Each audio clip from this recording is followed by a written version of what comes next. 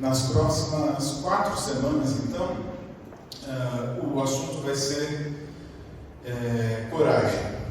E aí eu vou estar usando histórias da Bíblia, histórias que provavelmente você conhece bastante, histórias que nós usamos com as crianças, histórias que nós sabemos assim, contar e repetir muitas vezes, mas eu vou tentar trazer alguns detalhes da história para que a gente de repente aprenda alguma coisa diferente. E se você já souber toda a história, o mais importante é que o Espírito Santo fale para você, reforçando a importância de termos coragem. No mundo de hoje a gente precisa ter coragem para muitas coisas. Você tem uma situação difícil, precisa ter coragem. Você tem uma doença para enfrentar, precisa ter coragem. Você tem um problema familiar, um problema no trabalho, você precisa ter coragem. Você precisa ter coragem para ser honesto. Precisa ter coragem para ser moral. Precisa ter coragem para ser honesto, para ser puro. Precisa ter coragem para aceitar a palavra de Deus como verdadeira. Precisa ter coragem para permanecer fiel do lado do que é a verdade, do que é o correto. Então, esse é o tema que a gente vai estar estudando nas próximas semanas. Como professor, a gente normalmente fala alto e se mexe bastante. Deixa eu fazer uma experiência. Sem microfone, dá para me ouvir? Ou fica ruim? Se fica ruim, eu seguro o microfone, não tem problema. Mas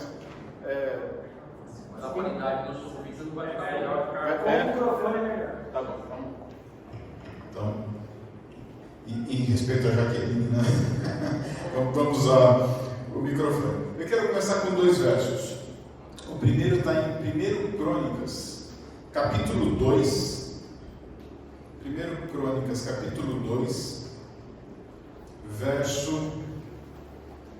Eu vou começar com o verso 12. E aí, logo em seguida, eu vou ler 1 Samuel 16, tá? Então, se você já achou 1 Crônicas 2, e quiser já deixar separado 1 Samuel 16, vai ser o trechinho que eu vou ler assim. Aqui em 1 Crônicas, capítulo 2, está falando dos descendentes de Judá. E no verso 12 fala assim, Boaz. Quem foi Boaz mesmo? Fala. Isso, Ruth, né? Boaz gerou Obed, e Obed gerou a Jessé. Jessé parece que já é um nome conhecido ali também. Verso 13: Jessé gerou a, presta atenção, tá? Guarda esses nomes aí: Eliabe, o primogênito, Abinadab, o segundo, Simeia, o terceiro, Natanael, o quarto, Radai, o quinto, Ozem, o sexto, e a Davi, o sétimo. Davi era o caçulinha, o último, o sétimo filho, o último da lista. O avô dele, quem que era? Boaz. Olha que legal, bacana, né? O avô era Boaz. Então, vamos para 1 Samuel capítulo 16. 1 Samuel 16, verso 6. Aí o contexto aqui agora desse verso é Samuel, ele é enviado a Jessé. Deus fala, Samuel é o profeta, né? Deus fala assim para Samuel: Samuel, Saul não está dando certo, esse rei aí não vai rolar. Então eu vou mandar você para ungir o próximo rei. E Samuel fica morrendo de medo, porque ele fala assim: imagina, a hora que o rei souber, né? Ele fala: não, né? Vai lá oferecer um sacrifício. E aí ele vai, né, para onde Deus envia, e ele vai então a Jessé, a casa de Jessé, esse que a gente acabou lendo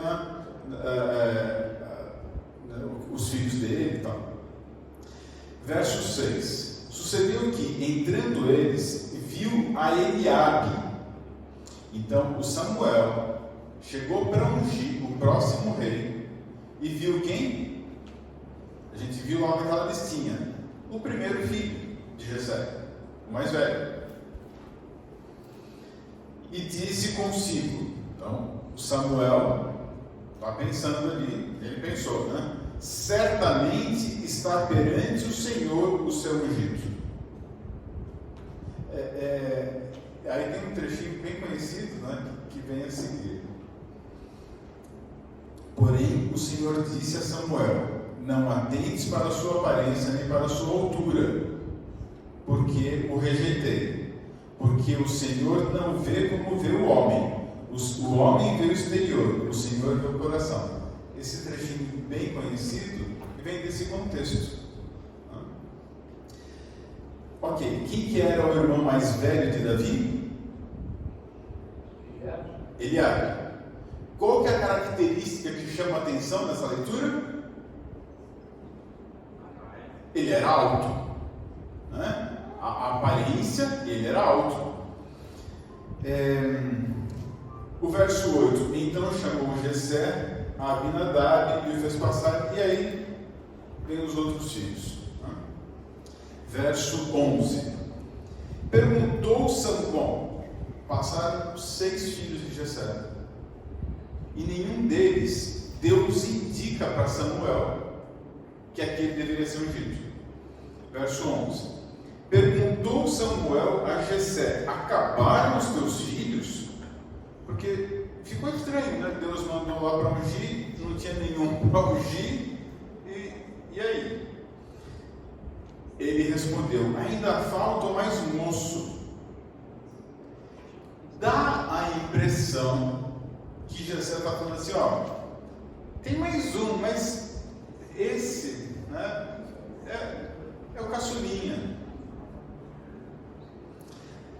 que está apacentando as ovelhas. Aí tem um outro problema, né? Vocês provavelmente já sabem, no contexto da história, apacentar ovelhas não é algo nobre, não é algo assim que seja uma característica que você fale assim: esse cara é bom, ele apacentava ovelhas. Não. Quando você fala ele apacentava ovelhas, é porque ele não sabia fazer alguma outra coisa nobre, né? Ele está lá no campo.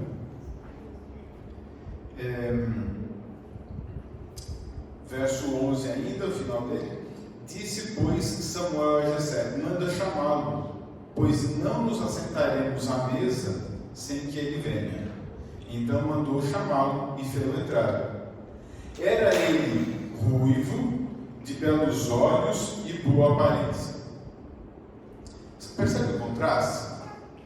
O texto, quando ele fala de Eliabe, o que ele fala? Alto, chama atenção. Davi, o que ele é? Ruivo, de bela aparência. Tá? Bom, a gente já tem aqui o cenário do que Samuel está vendo. E aí Deus falou antes para Samuel assim: olha, não julga com os teus olhos, não vai por esse caminho não. Deus enxerga diferente. Então ele era ruivo, de belos olhos e boa aparência. Disse o Senhor: levanta-te e unge-o, pois este é ele. Tomou Samuel o chifre de azeite e ungiu. Aí tem um problema. Ungiu no meio do seu...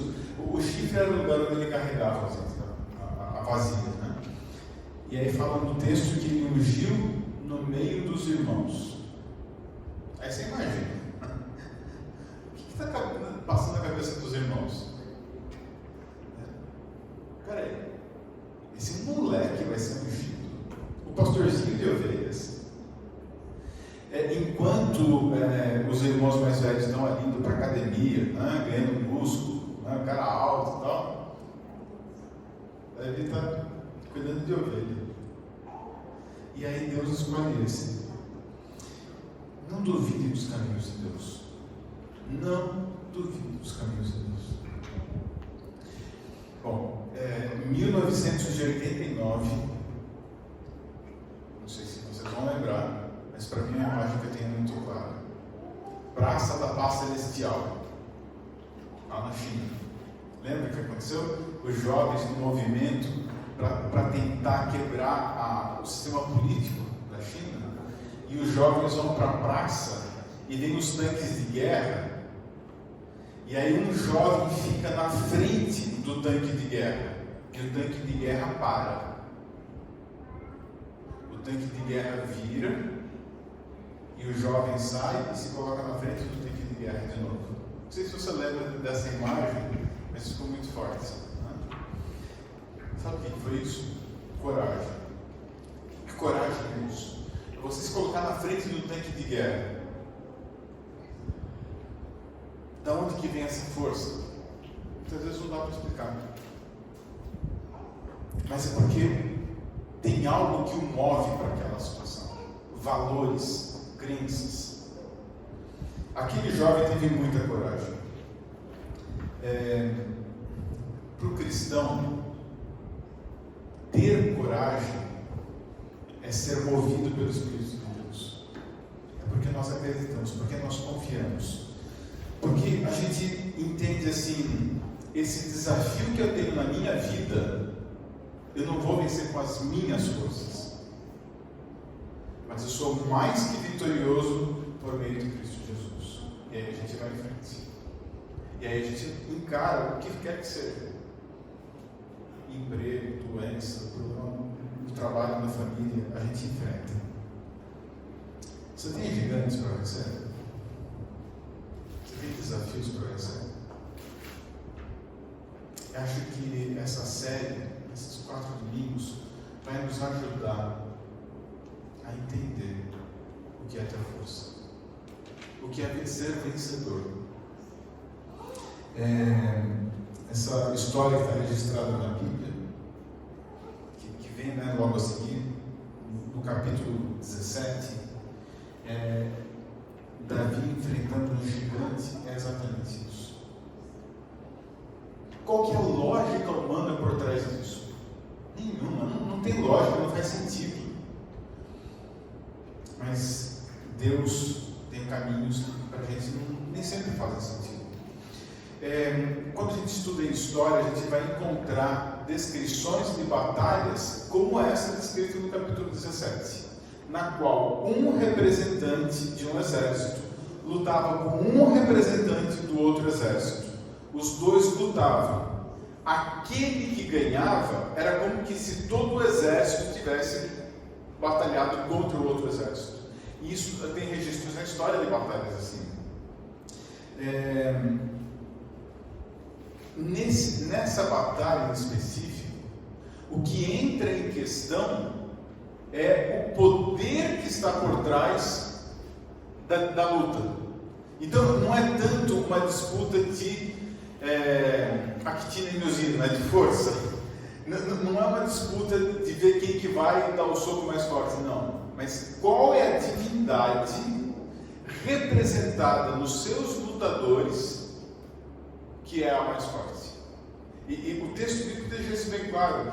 A gente vai encontrar isso em outros relatos também na história. Bom, Golias, ele representa quem? Um povo? Filisteus. Se você não lembra quem são os filisteus, anota aí depois no CD. 1 Samuel, capítulo 4 e capítulo 31, fala um pouquinho quem é esse povo. Destrói Israel. Destrói. Eles devastaram Israel.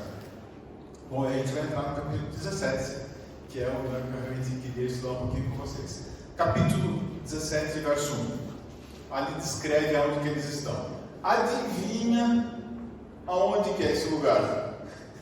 Pertinho da faixa de Gaza. Pronto, né? Já entendemos o que tem por trás, né? Mas é bonito demais, sabe por quê? Ali fala Socó, né? Pode ter verso 1 aqui. Socó fica a 22 quilômetros a oeste de Belém. Então ali está, né, bem na região ali de Gaza. E tem um outro detalhe nesse verso 1, que quando a gente faz uma leitura rápida, a gente não se liga muito. Ele diz ali, Vale de Elá. E isso, a gente vai entender a importância desse detalhe daqui a pouco. Bom, quem era Golias? Se você não sabe, eu vou te apresentar. Capítulo 17, verso 4. Então saiu do arraial dos filisteus um homem guerreiro. Davi, que é? Um jovem, ruivo, de bela formosura, de face rosado, né? A gente vai encontrar diferentes descrições ali, diferentes termos. Golias, homem guerreiro. Então, verso 4. Então saiu do arraial dos filisteus um homem guerreiro cujo nome era Golias, de Gate, da altura de 6 côvados e 1 palmo. Mas fala assim, não faço a menor ideia do que foi, quanto é um côvado. Na verdade, a gente tem problema para entender isso, porque tem 3 formas diferentes de entender essa medida, tá? Mas a gente pode entender que ele tinha pelo menos 2,90. 2 metros. Qual que é o pé direito aqui? Alguém sabe?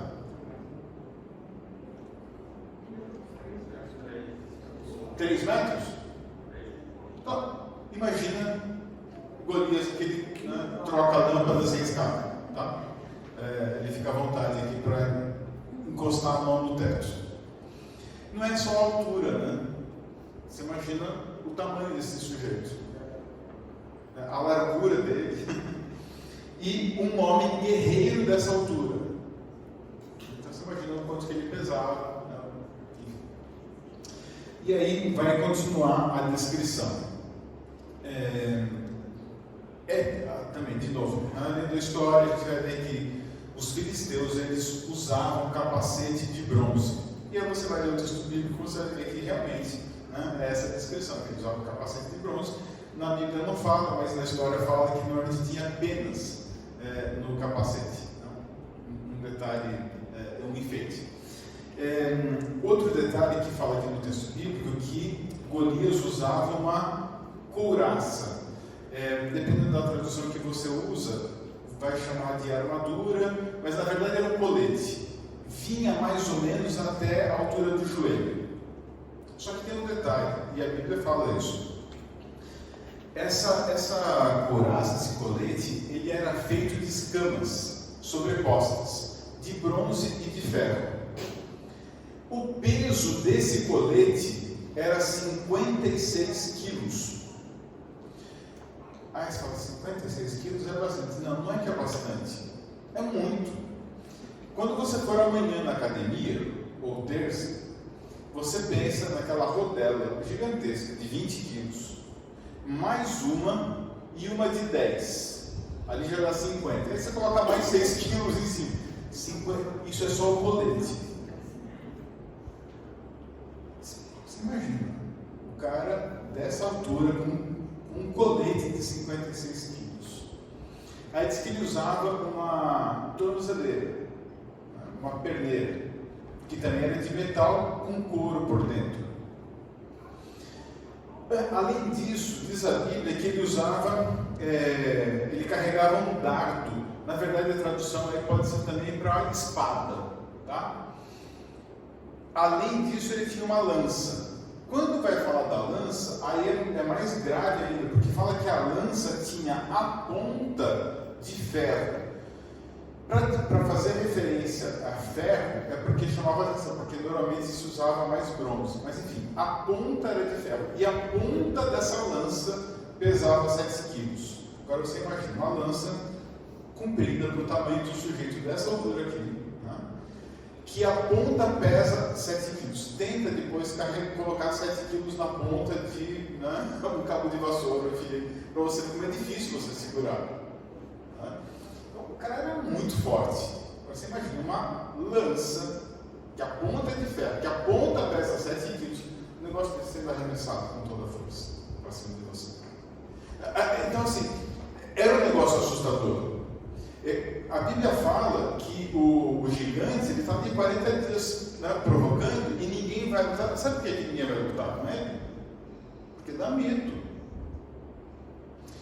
Você tem um gigante dentro de você.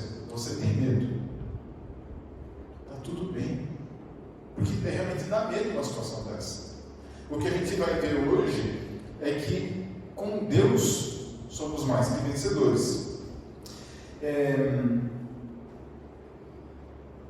O gigante, ele fica ali por 40 dias desafiando, mas não é só desafiando, ele fica falando assim: olha, o Deus de vocês é um Deus que não presta, que não faz nada.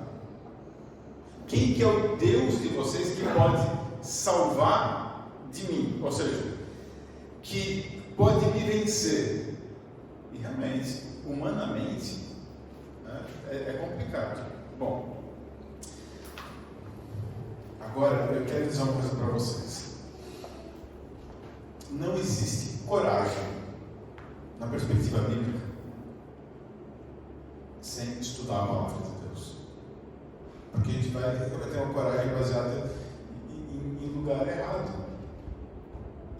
Aí você fala assim: mas Davi não tinha a palavra de Deus não tinha a Bíblia. Davi tinha a Bíblia para ficar lendo? O que ele tinha? O Pentateuco. Os judeus chamam de Torá, né? Davi tinha a Torá. Será que ele lia a Torá? Lia. E dá para entender isso. Sabe por quê?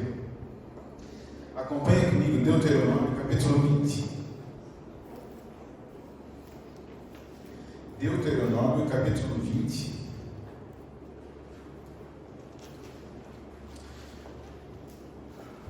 Aqui é o trecho da Torá que eu entendo que Davi lia muito.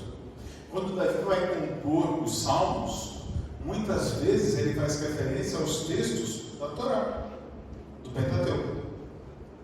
Olha o que diz aqui, capítulo 20 de Deuteronômio: quando saíres à peleja contra os teus inimigos, e vires cavalos e carros, e povo maior em número do que tu, não os temerás, pois o Senhor teu Deus, que te fez sair da terra do Egito, está contigo. Quando vos achegardes à peleja, o sacerdote se levantará e falará ao povo, e dir-lhe-á: ouvi, ó Israel. E falará ao povo, e dir-lhe-á: ouvi, ó Israel, hoje vos achegais à peleja contra os vossos inimigos, que não desfaleça o vosso coração, não tenhais medo, não tremais, nem vos aterrorizeis diante deles, pois o Senhor vosso Deus é quem vai convosco a pelejar por vós contra os vossos inimigos, para vos salvar. Sabe por que eu acho que Davi lia a Torá? Porque ele sabia esse verso. Davi não tinha medo, porque ele lia esse verso. Sabe o que eu acho também? Que Saul não lia a Torá. Saul estava encantado com o palácio, com a vida de rei, literalmente. E ele esqueceu de ler. Porque dá para ter dúvida. Quando você lê isso, dá para ter dúvida? Dá para falar assim: não sei. Não dá para ter dúvida. O texto é claro. Deus vai te acompanhar quando você estiver diante de um poder maior que o teu. Davi obedece o pai. Jessé manda Davi levar pizza para os irmãos, pão e queijo, manda levar pão e queijo para os irmãos. E é interessante porque, também no lado da história, o povo era responsável por ajudar a manter o exército. Então a população tinha que mandar alimentos para o exército.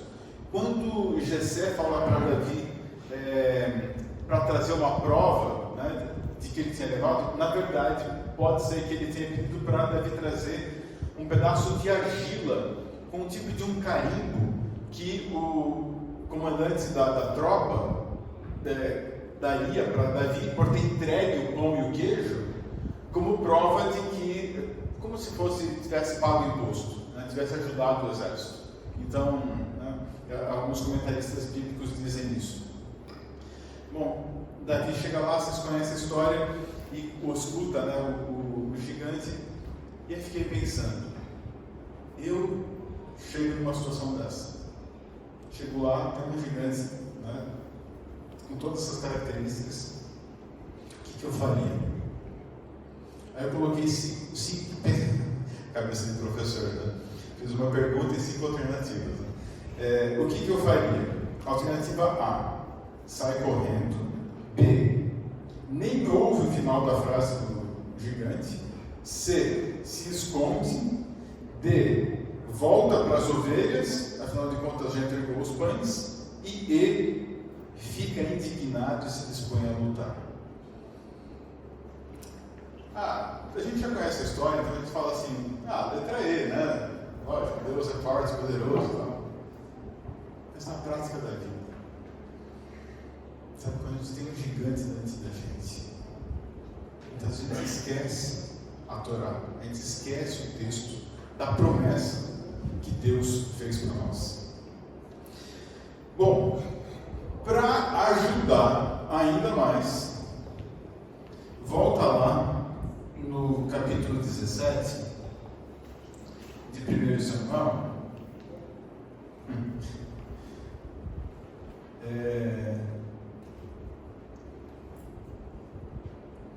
Verso 26, o finalzinho do verso.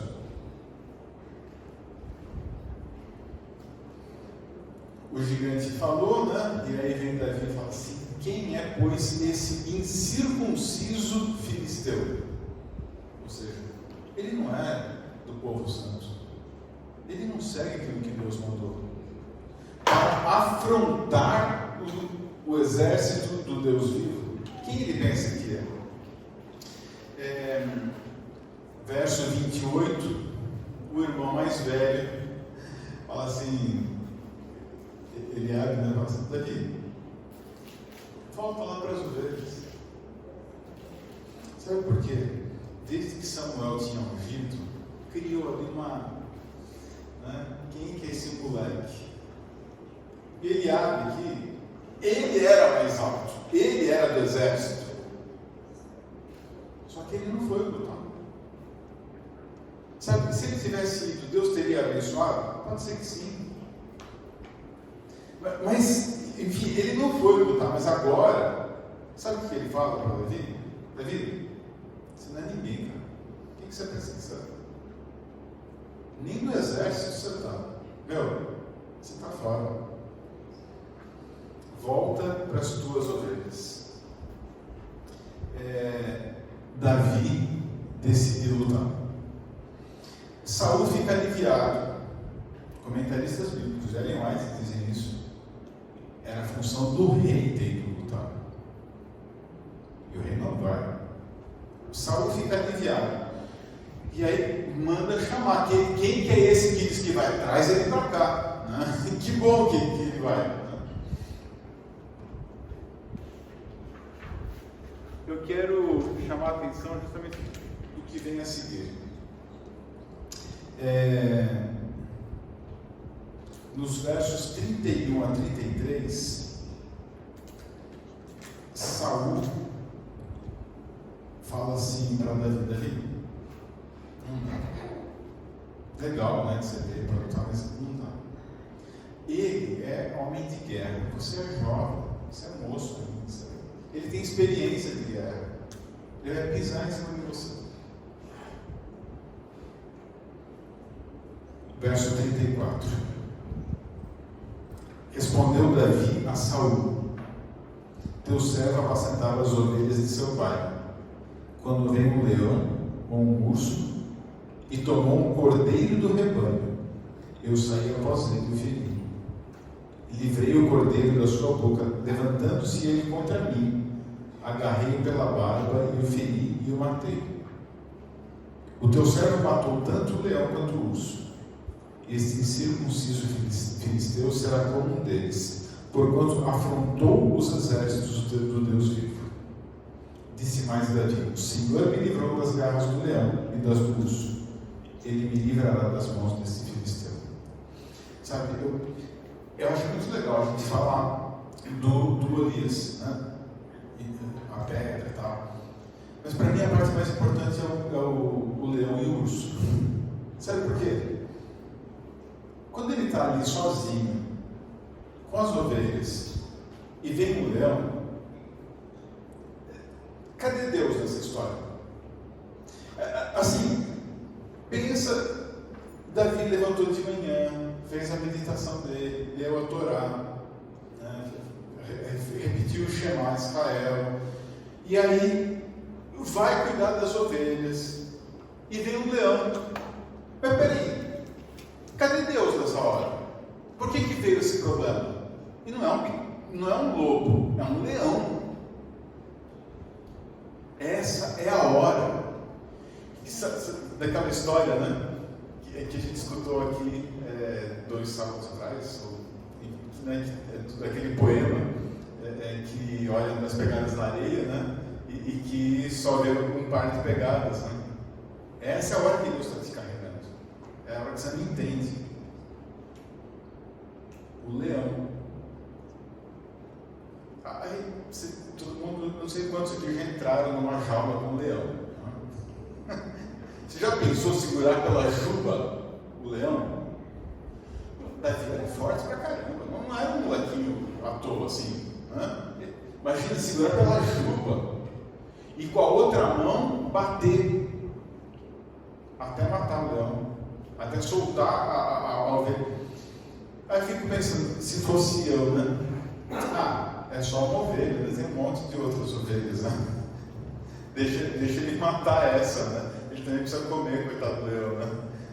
Não, é a responsabilidade.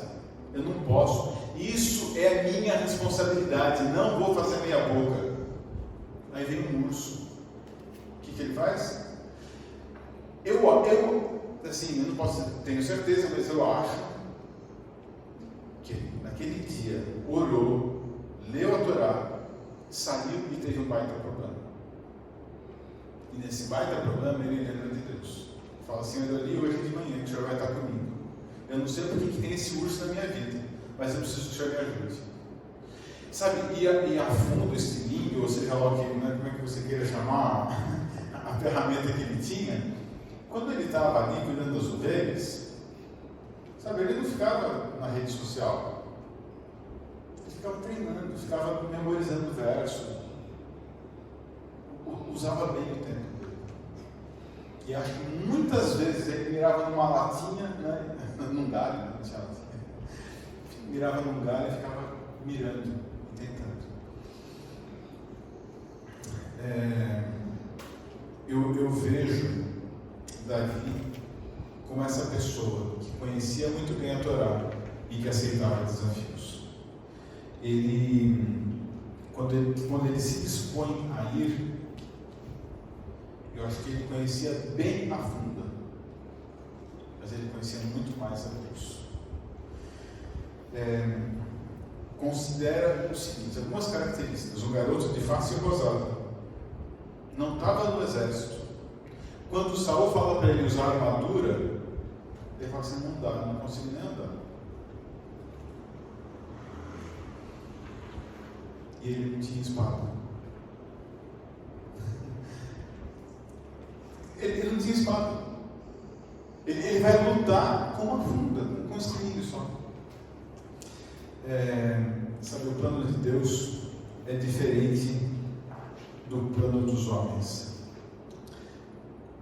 Continuando o texto bíblico, diz que o gigante estava furioso. Você imagina um gigante furioso, babando de raiva, louco para matar. E aí vem a história do vale. Ele mais diz assim: o vale era o lugar perfeito para que todos ouvissem o que os dois estavam falando. Bacana, né? Deus proporcionou aquele lugar para que ficasse registrado na memória de todos aqueles que presenciaram aquela situação. O Deus de Golias era Dagom. E quando Golias fala assim: eu vou pegar o teu corpo e vou dar para as aves do céu, sabe o que ele está falando? O teu corpo não vai ser enterrado. Isso era uma coisa de descaso. O mínimo de dignidade de uma pessoa morta era ser enterrado. Quando ele fala assim: vou dar para as aves do céu, para os animais, para as bestas feras do campo, é que ele não vai ter dignidade sequer de ser enterrado. De tão indigno que ele era, né? Que ele ia perder. E aí vem o discurso de Davi: inflamado. Ele não, nesse segundo discurso, ele não fala da força dele, do leão do urso, não. Aí ele fala de Deus. Sabe, a gente tem que saber usar as palavras corretas na hora certa. Enfim, e aí ele faz um discurso, todo o povo escuta aquele discurso e ele vai com a pedra. A funda, ela pode lançar a pedra a 160 km por hora. Uma pedrinha a 160 km por hora na testa faz um belo estrago. Mas o detalhe que ele mais coloca, Golias, ele arranca a proteção da cabeça dele de raiva e ele arremessa no chão com desprezo, como um pouco caso. Nós nem preciso disso. Lições para nós. Ação imediata. Davi não ficou esperando o momento correto. Foi e fez. Segundo, um gigante de cada vez. Ele pega 5 pedrinhas. Não sei se era para Eliabe, para Simei, para os irmãos. Não, é um gigante de cada vez. Use as armas que você tem disponíveis. Não espere a situação perfeita. E quarto e mais importante, vai em nome de Deus.